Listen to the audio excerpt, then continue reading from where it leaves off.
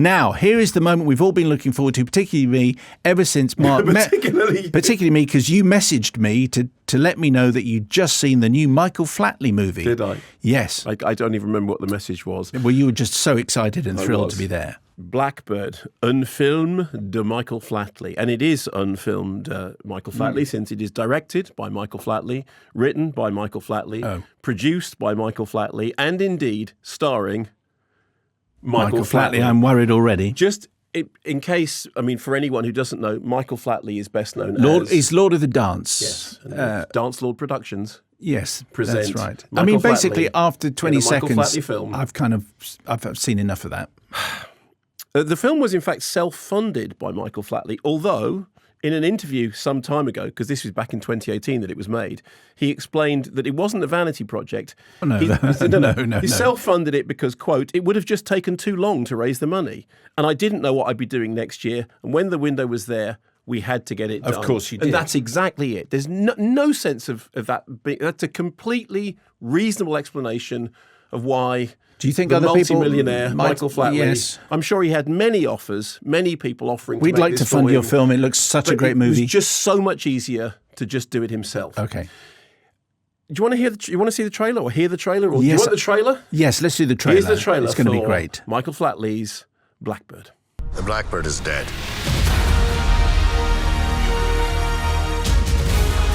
You're the only one who can stop this. You've got to come back and fight. When are we gonna get past this? I'll never get past this! You can't just hide from the world. Victor Blackley. I believe you have something in mind.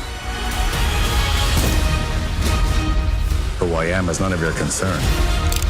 And what I do is out of your control.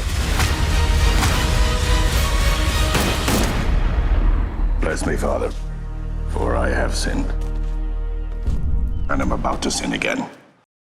Here's the thing, before you... I haven't seen it, but I have just seen the trailer.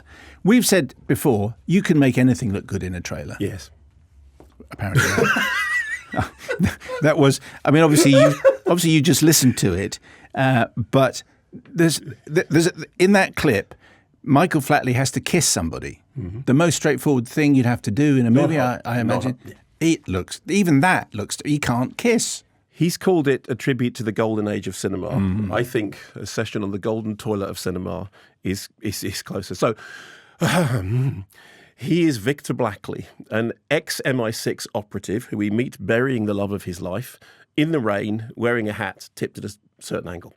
Apparently he's retiring, which is a shame because, as Patrick Bergin's character, Patrick wears the check, Bergin's character says he can do things that no other man can do. Like dance. And he's not referring to the dancing. Fast forward some years, he's now turned into Humphrey Bogart in the white, dinner jacket. He's Humphrey Bogart in Casablanca, except he's running the Blue Moon in Barbados, wearing the tuxedo.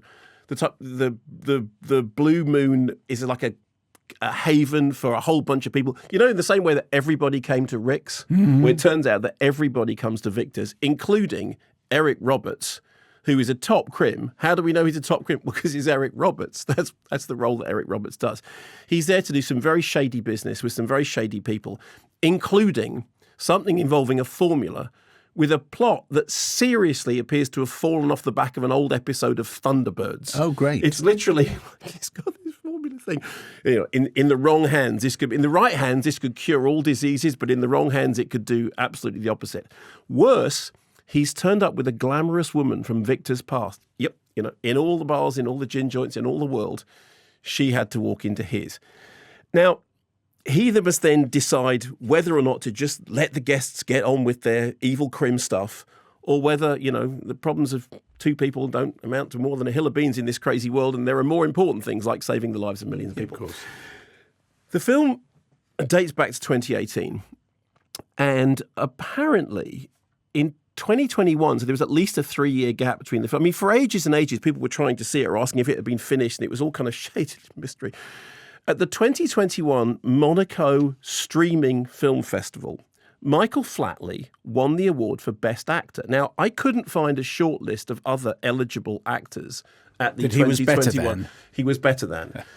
Honestly, unless the competition was a selection of teak furniture and an animated version of that line character from the IKEA catalogue who shows you not to hit the furniture with a hammer, I really can't imagine how Michael Flatley won Best Actor. I mean, to say that Michael Flatley can't act is being unbelievably... His entire acting style is, which angle shall I wear my hat at? Slightly on the left, slightly on the right, slightly turned down, off my head, on my head. There are so many expressive ways of where watching him act is like watching somebody learn to do something in public, but not learning at the same time. I mean, I've seen a lot of very bad performances. This is in a stratosphere of its own, but of course, brilliantly, he's doing dialogue that he has written for himself. How does it compare with Gordon Ramsay, playing Gordon Ramsay in No Ordinary Trifle? It's worse. Worse than that? It's worse Okay. than Gordon Ramsay, playing Gordon Ramsay in No Ordinary Trifle. Worth remembering, however, at the 39th Golden Globes, and I brought this up before, Pia Zadora won an award for Best Female Newcomer for Butterfly, which was a film which was financed by her multimillionaire husband, which he he gave her as a present a film to star in. She then, of course, won, the Razzies for, Worst Picture, Worst Actress, Worst New Star. So in many ways, Michael Flatley in Blackbird is the Pia Zadora du nos jour. The difference being that he has financed his own gargantuan, what's the phrase? You can't polish a turd. Vanity projects are, one thing.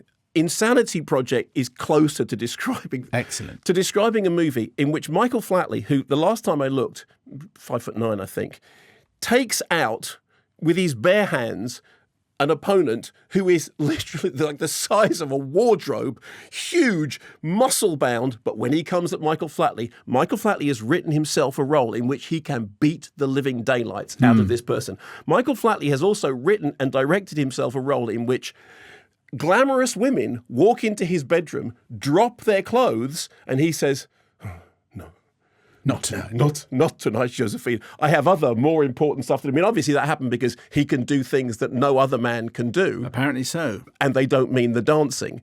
So he's literally written these. It's a succession of eye-wateringly terrible vignettes in which somebody has given themselves the role of superhero, super fighter, super intelligent, super swish, super suave, Humphrey Bogart. And you go, I'm really sorry. If you'd written this for somebody else, it would be sad. Writing it and directing it for yourself is positive. I mean, it's not just bad, it's eye-wateringly awful. There are scenes in this that Tommy Wiseau, who made The Room, would have gone, I'm sorry, that's actually not up to snuff. We're gonna have to take that out. It's not cinema. This is what happens when people with a staggering amount of money decide that rather than buying themselves a sports car, they will buy themselves a star vehicle in which they can play the heroic figure they had always wanted to play. Now, I want to be absolutely clear about this. I'm sure Michael Flatley is a brilliant dancer. Is that right? I've never seen him. Apparently so, yes. Apparently so. I've seen film of him doing his tappy tap thing. That's essentially what it is. Okay, fine. Yeah. Please stay doing the tappy tap thing. This is not cinema. This is something so staggeringly self-regarding.